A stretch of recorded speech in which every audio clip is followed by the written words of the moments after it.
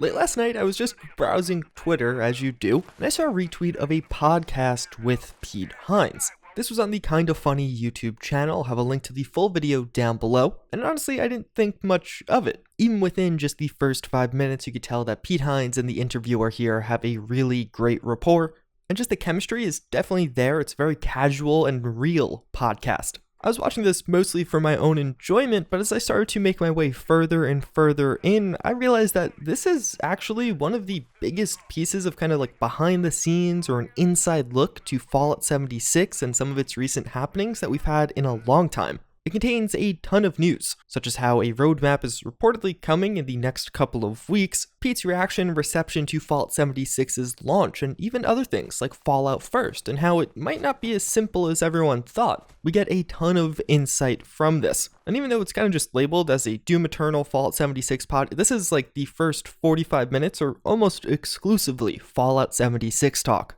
In this video, I'm going to be recapping some of the major points or notes that are hit here, some of it being news, things that are on the way, other things just being insight into the internal workings of Bethesda along the journey that has been Fallout 76. Although I'm not talking about everything, there's a lot of other stuff in this podcast about Bethesda's E3 2020, and just some of their other games in general. So if you guys do want to check it out, I will have it linked down below. I really encourage you to just give it a look if you're a fan of Bethesda or Fallout 76 more specifically. And it seems like for one reason or another, it's kind of bugging out on their channel and not showing up on their channel page. So even if you just watch my recap, I encourage you to click on that link and just give the video a like or something. But first, let's look at some of the kind of reveals, I guess, or discussions around future content or things on the way with the game. The question pops up as to whether or not Wastelanders is going to almost act as a platform, something that they're going to continue to build off of in the future, and we get this response. That they have a pretty good idea. We're going to be talking a lot about it in the next week or two and laying out some roadmap stuff, but it will be even more of the kind of stuff that we think people want. Okay. Factions, stories, NPCs, cool choices. Hey, I put a lot of time and effort into building up this special, and now the level of that special gives me a cool dialogue option talking to this person that allows me to do this other outcome that I couldn't have gotten otherwise. Which is, of course, very interesting. At the PAX East panel and even this past week's Inside the Vault, we're hearing that we're going to learn more as to what Year 2 of Fallout 76 will entail. They mentioned likely it's some kind of future event, and something interesting about this, there was supposed to be a community event for Fallout 76 in the next week. It just got delayed due to 2019 novel coronavirus, and I was saying, hey, maybe when they say we'll reveal more at a new event, that was the event, now it's delayed, so we're just getting the roadmap in the next week or two. But either way, according to this, which seemingly was filmed in the past few days, because Pete Hines was at PAX East, and, well, now he's in San Francisco somehow, a roadmap is coming, which is really, really exciting, giving us a better idea as to what's next even after Wastelanders. He also describes how Wastelanders overall is really built to be either applicable for lapsed players, people who played a little bit but didn't finish the game, totally new players who have just never experienced Fallout 76, or of course those returning or veteran players that completed the base game. Depending on which situation you find yourself in, there'll be little things there for you. New houses or even new people in existing houses that you're familiar with. But you don't need to complete the base story, and it's built with these players in mind. Although here Pete Hines describes how you probably get the most out of it if you do play from scratch, creating a new character for Wastelanders. He also talks a bit about the launch of Fallout 76 and some of the frustrations that came with it. It's mentioned how at points it really felt like just about everything was going wrong with the game. Right? Like, yeah. I remember when Fallout 76 happened and everything was going wrong, it seemed, and every day there was something else in the news. Sure felt like oh, God. Yep. And then although Bethesda had moments where they just wanted to yell at the walls, there was frustration all around, their core principle really remained that you just have to kind of hunker down, take a deep breath, and fix it. The interviewer asks why didn't Fallout 76 get delayed, especially after talking about Doom Eternal's delay. And here Pete Hines describes that they didn't really see the issues as clearly as they did with Fallout 76 when compared to Doom Eternal. We didn't see the same things that on Doom Eternal. It was much more clear. Okay. As it was on Fallout 76, where it wasn't quite as obvious, like this thing needs more time. Now, you could argue whatever you want, what you should have, and so forth. Like, I'm not here to argue. I mean, Yes, going back, yes. Hindsight's 2020. Yes, I wish we had known and would have. As many of you probably remember, towards the end of 2018 and especially the start of 2019, there was a lot of discussion as to what was going to happen with the game. It was plagued with problems both in-game and out-of-game for months. There's basically a new story every couple of weeks. So in this interview, the question does pop up, what was the plan? Was it really ever an option to kind of abandon or move on from the game? And Pete Hines expands on this also, describing that ESO actually gave them a lot of perspective when it came to this. They always had a plan to continue with Fallout 76, even if things went wrong. Yeah, you don't just quit because it's not going well. You don't just quit because people are unhappy. You got to put in the time and effort to fix the things that need fixing and to make the game better. And I think we've done that. And, we look at ESO, it's over 15 million people now have bought and played that game. Well, that's the kind of thing you aspire to, is let's keep improving and fixing it. And the better we make the game, the better the chance that people will come and give it a try and hopefully like it. If you're not familiar, The Elder Scrolls Online also had a really rocky start. A lot of controversy and problems, not quite in the scale of 76, but since then has actually become a very popular and well-liked MMO, or even just Elder Scrolls game in general. So when it came to Fallout 76, it seems like they had a similar mentality. And although at that time, it seems like they did learn from ESO or could use that as perspective, they also were able to learn from Fallout 76 at least somewhat. They describe how with Wastelanders, it's not only a new DLC, but representative of a change in the development process. He mentions how the private test servers have been around since the start of this year, and on this topic, he really cites the Fallout 76 beta as something they could learn from. And not, like we did the beta test before 76, but Yeah. we pulsed it. It was a few hours here and there.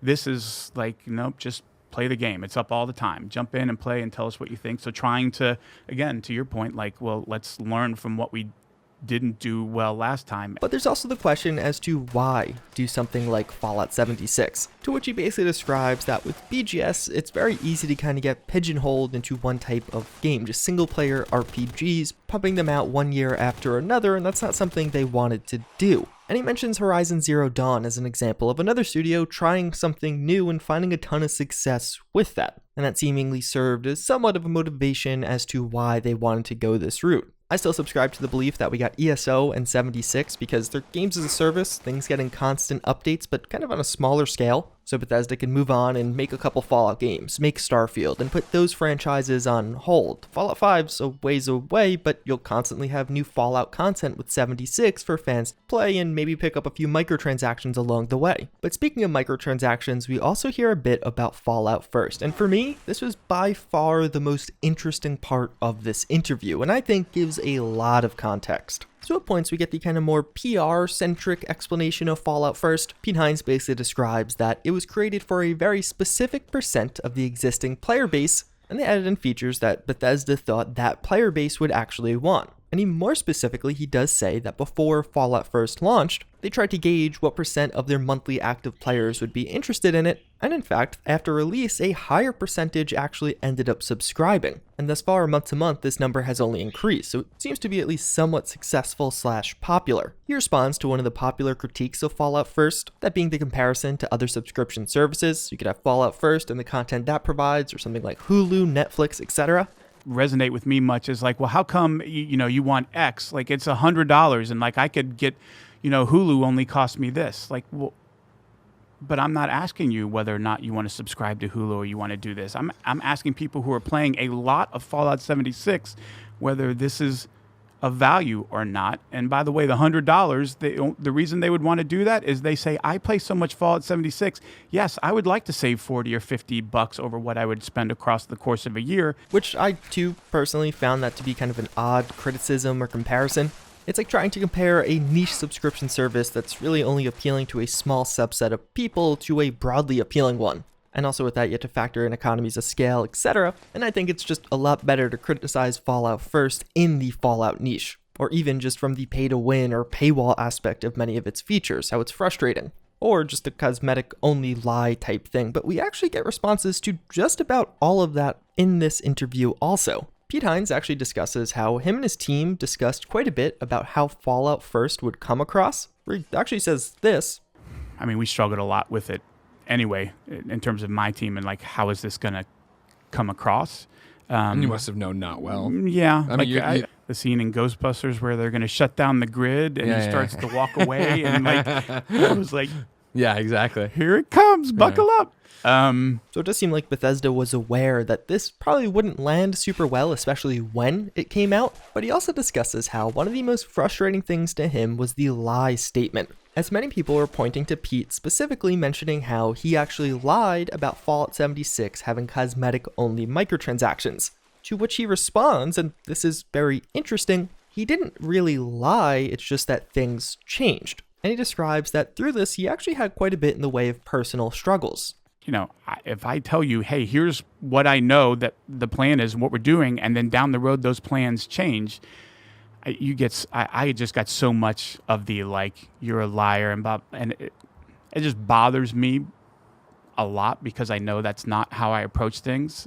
But at the end of the day, it doesn't matter. Like, even if I convince you that I didn't lie, you're still going to be angry that we changed our minds. So what does it matter? And so I spent actually some amount of last year sort of working on learning not to take that as hard and as personal. Although the single most interesting quote out of this entire thing to me is, well, this one. Well, or there's things going on that just, there's no universe. You've talked about it 47 times internally. There's just no way you can take that out and say those things to the public. Yeah. Even though it gives significantly more context and information on why is this being done this way. Like, yeah, but we just can't. And we all agree, even though we've talked about it over and over. So we're just going to have to figure out, like, the best we can how to message and get this out. And to be clear with that quote, it wasn't directly in response to a question on Fallout First. It just kind of came out in the conversation of Fallout 76's issue right in between talking about Fallout First. So perhaps it's not directly related to Fallout First, but based off everything else, all of it taken together, it seems like it probably is. That's my conclusion, at least. The conclusion I come to, and obviously this is based on speculation, based on those statements, Pete Hines really acts as kind of the face of Bethesda in many ways. He's just relaying what others are telling him in some instances. So what I think probably happened was Pete Hines said things would be cosmetic only because things were supposed to only be cosmetic. That was the plan when he said it. And him being the figurehead, the VP of PR and marketing, he's the guy doing the interviews. He's the guy that actually is responding to people on Twitter, so he's the one saying it. But then down the line, Fallout 76's launch doesn't go super well. Maybe some of the higher-ups at Bethesda or even ZeniMax were like, hey, the cash flow from this game isn't where we want it to be, and as such, they're going to add a subscription service. And even further, even though Wastelanders is getting delayed, they don't care because they still want that monthly revenue. So the subscription service is getting added now, even though the major content is now delayed. So now Pete Hines becomes a liar because a decision he never actually had much control over gets changed, but he continues to be the face of that decision. Now, of course, we don't know if that's actually the case. I don't know what role Pete Hines played in some of these decision-making processes, or if he's just the figurehead, he's just the one relaying the message. But I feel like that's one of those things that a lot of people can relate to. Like, hypothetically, your boss makes a questionable decision that you don't necessarily agree with, but you're the one tasked with actually delivering that message. And I think that could give context as to why the lie statement bothered him so much, because he also describes himself as being mostly straightforward, to which this interview is definitely evidence of. Although in fairness, I think they definitely could have done a better job at releasing that in general. They kind of just posted Fallout First one day, they started just adding non-cosmetic microtransactions one day. If they had kind of a press release or statement mentioning this shift and somewhat of an explanation, like they're trying to keep the cash flow up for the game to continue development, that would have been received a lot better, instead of one day just posting a subscription service and almost in a way spinning it as if it was something the players asked for. Although he actually even touches on that, mentioning how he actually really does sympathize with some players' frustration with Fallout First, specifically how you could see how it could be pretty frustrating for somebody to request a certain item come to the game, but then it gets added only behind this monthly subscription service. And if I was a betting man, I would say Pete Hines probably wasn't the biggest fan of Fallout First behind the scenes, but who knows. Although one of the major final things Pete Hines describes around his role with Fallout 76, and specifically his department overall, is that it's really their job to temper fan to developer interactions and expectations. And that is a two-way street. Sometimes fans want one thing, but the developers are more reserved and they have to kind of work the developers to get that thing. Or alternatively, usually when the developers are implementing one thing and the fans are initially reluctant, they have to mend that, make it seem a bit more appealing. But he does mention in that process that they've definitely learned some of the stuff they've done should have been done differently, specifically citing Fallout first. Here or there are things maybe we've probably learned that we should do a little different when you do something like a Fallout first in terms of what's in there. And even further, how now they actually spend a considerable amount of effort looking back on past mistakes and trying to figure out how they could actually improve on those things, not continue to make those bad decisions. But overall, that is most of what I wanted to talk about from this podcast. I do, again, really encourage you guys to check it out. There's a lot of great stuff. Some stuff I didn't even talk about in this video, again, around other Bethesda games or BE3, and I think it definitely paints Pete Hines in a different picture. This makes me view him much more as a middleman or even just a messenger. I talked about in a lot of my coverage, especially earlier in the year, how I really felt bad for him in a way. He became the face of Bethesda, the person actually responding to users on Twitter, so that when things went bad, that was the person they blamed. Todd doesn't have a Twitter, and although people criticized the faceless Bethesda account, I felt like Pete Hines was the only individual, the person that people would point fingers at and